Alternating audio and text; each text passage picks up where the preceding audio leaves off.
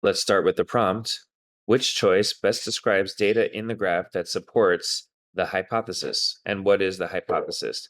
Many plants lose their leaf color when exposed to this antibiotic produced by some soil microorganisms. These researchers hypothesize that plants' response to that chemical exposure involves altering their uptake of metals such as iron and zinc. The researchers grew two groups of seedlings of the plant, half of which were exposed to that chemical, and half which were a control group without exposure to the chemical, and measured the plant's metal content 5 days after germination. So, once again, what's the hypothesis?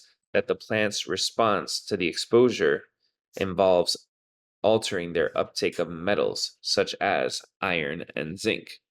So, what we're seeing is that with the chemical, the amount of zinc uptake is less and the amount of iron uptake is less. So with the chemical, there's less metal content of two different types of metals.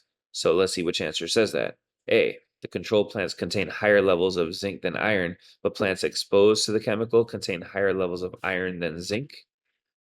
Well, let's see, that might be true actually.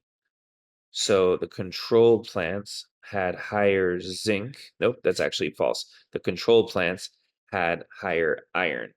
So looking at B, both groups of plants contain more than 200 parts per million of iron and zinc, but we're not seeing that the change is attributable to the chemical.